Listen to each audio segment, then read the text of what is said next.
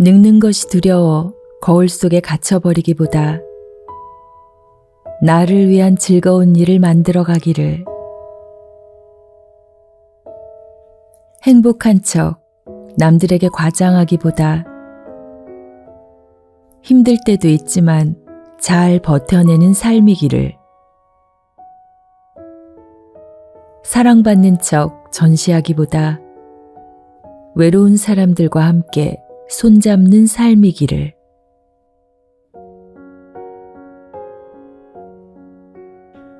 안녕하세요. 베아트리체의 책 산책입니다.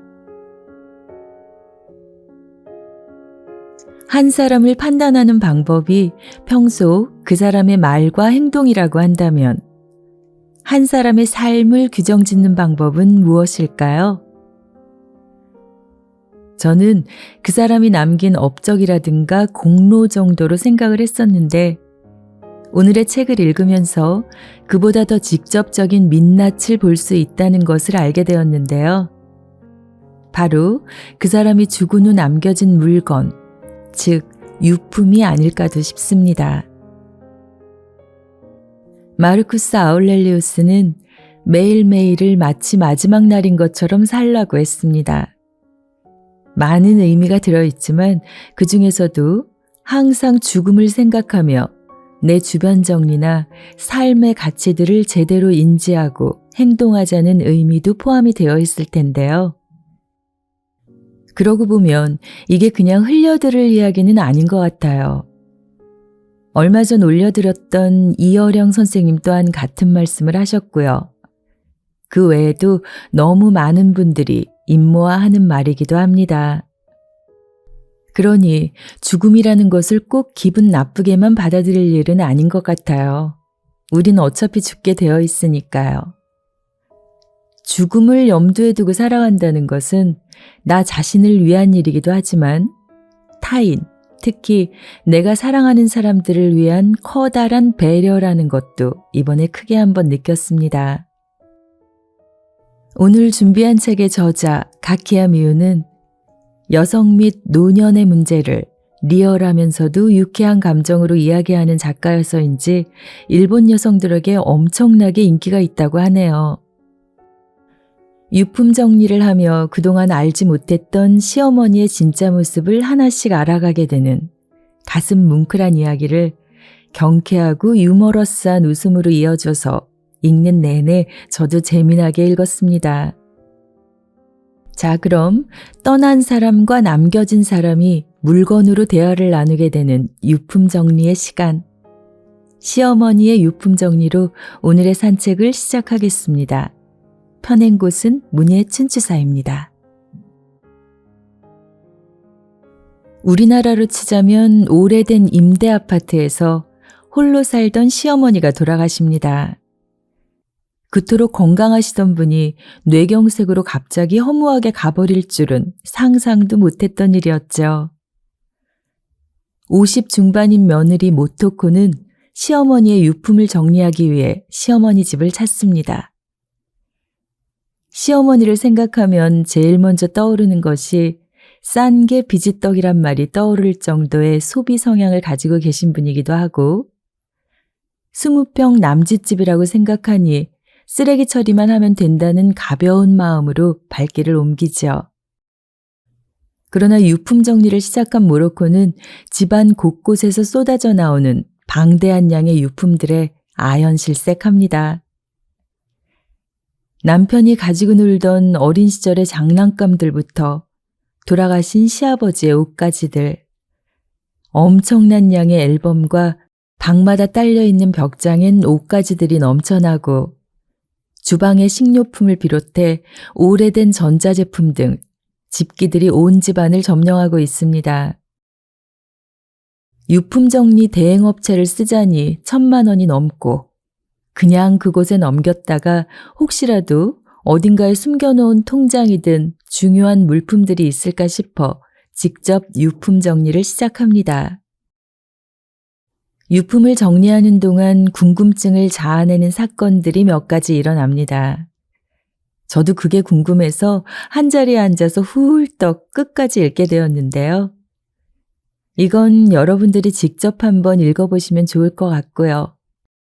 저는 오늘 유품 정리를 하며 시어머니와 비교가 되어 머릿속에 자꾸 떠오르는 주인공 모토코의 친정 어머니와 시어머니 이렇게 두 사람의 이야기를 해보려 합니다.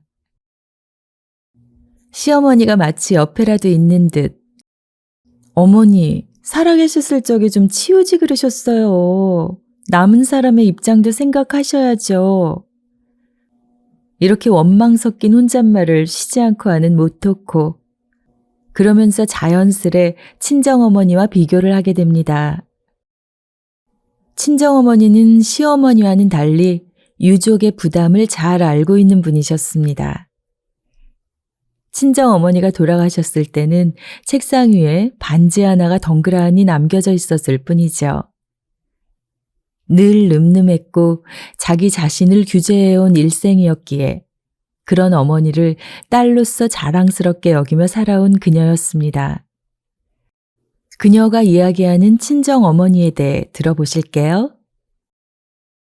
그러고 보면 친정어머니는 참 꼼꼼하다고 절절히 느낀다. 집안에 쓸모없는 물건 따윈 하나도 없었다. 오래된 가전제품은 적절히 바꾸었다. 그리고 위암 선고를 받았을 때 외과 의사인 어머니의 오빠가 수술을 해야 한다고 아무리 권해도 완고하게 받아들이지 않고 신변 정리를 하셨다. 그게 자연 수명인걸. 어머니는 자신에게 엄격한 사람이었다. 아버지가 시장을 역임하게 된 이래로는 한층 자제심이 강해졌다. 남에게 손가락질 당하는 일을 하면 아버지께 폐가 된다며 시조 모임이나 합창단도 그만두었다. 어머니는 상식과 예의를 잘 구분하는 사람이라 비난받을 행동을 할 리가 없었는데도 말이다.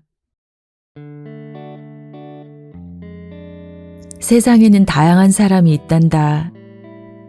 사소한 태도나 언행을 곡해하는 사람도 있고 나를 시장의 아내라고 마뜩잖게 여기거나 잘난 체 한다거나 이러쿵저러쿵 말하고 싶어 하지.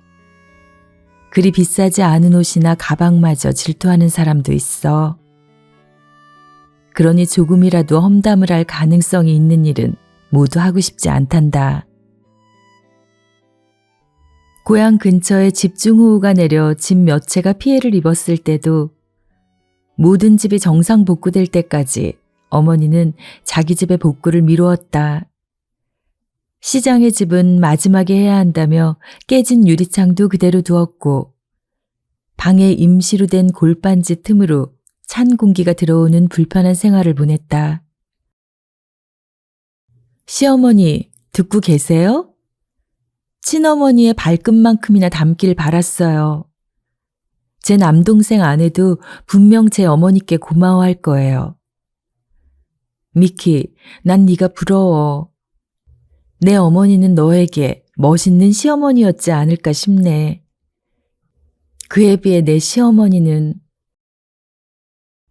시어머니, 몇 번이나 말하지만 조금은 남은 사람을 배려하길 바랐어요. 만약 시어머니의 홀령이 아직 방을 떠다니고 있다면 즉각 반론할 것이다. 모로코, 무슨 말을 하는 거니? 친어머니는 암이셨지? 나처럼 갑자기 쓰러져 그대로 구급차로 옮겨져 입원해서 의식이 돌아오지 않은 채 죽지 않으셨잖니. 정리할 시간이 없는 게 당연하지. 네 친어머니처럼 죽을 때까지 정리할 시간이 있었다면 나도 깔끔하게 정리하고 죽었을 게다. 시어머니, 아니죠. 당신은 78이셨어요. 그 나이의 사람은 누구도 언제 죽을지 몰라요. 요즘은 50이 되면 생전 정리를 시작하라는 책도 많이 출판되고 있어요. 건강할 때 정리하는 건 상식 아닌가요? 몇 번이나 말해서 죄송하지만 저희 어머니는 당신과 달라서 현명했어요. 내 어머니는 죽음을 향한 준비를 게을리하지 않으셨다고요. 며칠 뒤 모로코는 아버지의 제사를 치르기 위해 고향집을 찾습니다. 그날은 어머니가 쓰던 별채에 머무르죠. 어머니의 책상 앞에 앉아봅니다. 어머니는 여기서 등을 꼿꼿이 세우고 책을 읽었다. 시조 동인회에 가입해서 매달 시조를 발표했다. 문이 달린 책장 안에는 동인지가 오래된 순서로 빼곡히 꽂혀 있었다. 지금도 있을까? 살짝 문을 열어보니 그곳도 어김없이 텅 비어 있다. 옷장과 똑같이 먼지 한 톨 없다. 어머니는 어떤 시조를 지었을까? 어머니의 흔적은 어디에도 없었다. 시어머니 집에서 정리를 할 때는 늘 천정에서 노려보고 있는 듯한 기분이 들었는데 시어머니는 죽은 후에도 여전히 집요하게 비난 어린 눈으로 나를 바라보며 내가 하는 모든 일이 마음에 들지 않는다는 듯 일일이 간섭을 하는 듯한데 어머니는 어떤 사람이었죠? 어머니는 존재가 환상이었던 것 같아요. 정말로 실제했나 싶을 정도로 위대한 사람 같은 느낌이에요. 시어머니는 생전에 잘 알고 있었을 뿐더러 죽은 후에도 여러 가지를 알게 되었는데 빈 만두 상자에 들어있던 반쪽짜리 콘서트 티켓을 보면 유키 사오리 콘서트에 종종 갔다는 사실도 알 수 있고 새로운 희극이나 만담, 싸구려 온천 투어로 일본 전국을 돌아다녔다는 것도 알 수 있어요. 10장 가까이나 되는 꽃무늬 싸구려 비닐 가방이나 고양이 무늬 신발을 봐도 그 사람의 취미를 알 수 있어요. 하지만 어머니는 트로트나 유행가에 관심이 없었고 만담도 듣지 않았죠. 그럼 클래식은 어땠나요? 콘서트에 간 적은 있었죠? 어떤 오케스트라의 어떤 곡이었죠? 여행은 어땠나요? 누구와 어디를 갔죠? 아, 그랬었죠. 아버지가 시장이 되고 나서는 쇼핑도 잘 가지 않았죠. 호우 피해후 새 옷을 사입었다고 오해할까봐 오래된 옷으로 충분하다고 말씀했죠. 시어머니와는 달리 싸구려 여러 벌보다는 신중히 고른 고급 옷을 선호하셨는데도 말이죠. 그런데 어머니는 인생이 즐거웠나요? 어머니는 유품뿐 아니라 추억도 적어요. 그런데 나는 시어머니와의 추억은 많아요. 그 대부분이 화가 나는 일이라고 해도요. 시어머니는 사람 냄새가 났어요. 비릴 만큼. 그리고 세속적인 사람이었어요. 구두 세면서 낭비하는 사람이었죠. 싸구려들로 말이죠. 말도 많았고요. 다른 사람 험담하기 좋아하고 텔레비전에서 권선징악 드라마를 보면 늘 눈물을 흘렸죠. 단순하고 바보 같았어요. 그런데 어머니는 대체 어떤 사람이었죠? 저를 어떻게 생각했어요? 그때는 사느라 궁금할 틈도 없었지만 이제 와서 알고 싶어지는 묻지 못했던 것들. 그녀는 어머니와의 추억이 별로 없었다는 것을 새삼 느낍니다. 대책 없는 유품 정리에 골머리를 썩이고 있던 참에 시어머니가 활동하던 자치회 사람들이 다녀가며 그녀가 몰랐던 시어머니에 대해 너무나 많은 것을 알게 됩니다. 그리고 감당 안 되던 물건들 또한 자치회 사람들에겐 무척 도움이 되는 물건이라며 십시일반으로 삽시간에 정리가 됩니다. 그런 광경을 보며 놀란 그녀. 다른 사람의 도움을 받을 수 있으리라 생각도 못했다. 그것도 처음 만난 새빨간 남이다. 옛날 사람인 나도 어느새 타산적인 세상에 익숙해져 있었다. 남들끼리 서로 돕거나 내가 먼저 도움을 청하는 생각은 머릿속에서 완전히 자취를 감춘 지 오래다. 나 혼자 힘으로 감당할 수 없는 경우는 돈을 내고 전문가에게 의뢰한다. 그런데 이웃들에게 도움을 받을 수 있다니. 어제까지는 이웃끼리 교류하는 일에 성과심과 프라이버시 침해라고 할 수 있는 시골의 교류 방식이 거북했다. 옆에 누가 사는지 모르는 도시의 라이프 스타일이 내 성격에 맞았다. 재활용을 자취의 비용으로 한다고 해도 대단한 금액은 아닐 테다. 앞으로 오래 교류하면 몰라도 나는 쓰레기 처리를 위해 여길 다니고 있을 뿐 그 일이 끝나면 다시는 이곳에 올 일이 없다. 그뿐인가. 명의를 빌려서 대형 폐기물을 배출하려는 며느리가 비상식적으로 쓰레기들을 배출할지도 모른다. 그런 위험을 감수하고 그들은 내게 쓰레기 배출을 위한 명의를 빌려주었다. 시어머니인 다키 씨가 이 단지에 살고부터 자취의 분위기가 변했다며 그들 모두 시어머니에게 신세진 이야기를 하나둘씩 풀어놓습니다. 그중 한 가지만 들어볼까요? 벌써 10년도 더 된 일인데 실은 다키 씨에게 돈을 빌린 적이 있어요. 부끄러운 이야기지만 우리 딸이 변변치 못한 사내에게 속아서 빚까지 내서 갖다 바치고 있었어요. 그걸 알았을 때는 빚이 눈처럼 늘어났더라고요. 남편은 정년 퇴직 후에 아직 일을 찾지 못해서 내 알바 월급으로 가족이 생활하는 상황이었죠. 내 홀쭉하게 마른 모습을 보고 다키 씨가 맨 먼저 말을 걸어주었어요. 다키 씨는 정말 별난 사람이었어요. 서슴없이 꼬치꼬치 캐묻더라고요. 보통은 멀리서 지켜보기만 할 뿐 말을 걸진 않잖아요. 다키 씨는 오지랖이 넓어서 지인의 아들의 친구의 아내가 변호사를 하고 있다며 바로 소개해줬어요.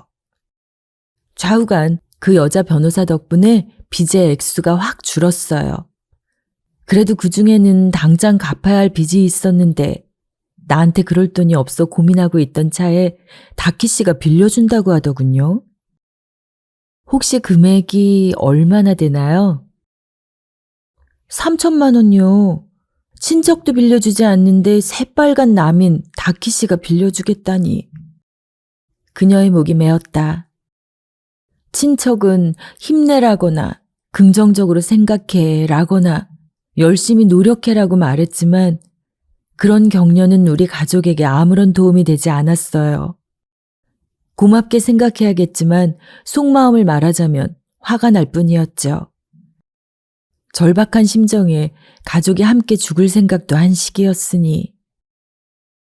그녀는 눈물을 글썽이면서도 일하는 손을 멈추지 않았다. 얼마나 고마운지 그날 밤 가족 모두가 울었어요. 다키 씨에게 빌린 돈을 전부 갚은 게 지금부터 3년 전이에요. 시간이 오래 걸려 면목이 없었어요. 조금씩밖에 갚지 못했지만 재촉한 적이 한 번도 없었어요. 그런데 그렇게 빨리 돌아가시다니. 그러셨군요. 저는 그런 일이 있었는지 전혀 알지 못했어요. 다키 씨는 실없이 욕하는 걸 좋아했지만 심각한 일은 절대 입 밖에 내지 않는 사람이었어요. 그래서 아주 고마웠죠. 그랬군요. 의외의 일들 뿐이네요. 시어머니는 빌려준 돈을 받지 못할 각오를 한 뒤에 빌려주었을 것이다. 그래서 재촉하지 않았을 것이다. 본인은 온갖 싸구려 물건으로 집안을 가득 채워놓고 남을 위해서는 많은 돈을 쓴 것이다. 너희 가족은 걱정하지 않는다. 시어머니는 만날 때마다 그렇게 말했다. 언젠가 무슨 뜻인지 물어본 적이 있다. 착실하게 사는 것 같고 손자 둘도 대학을 나와 취직도 했다. 그러니 걱정할 게 없다는 게다. 세상에는 아무리 나이가 들어도 걱정스런 자식과 손자를 가진 사람이 많이 있단다.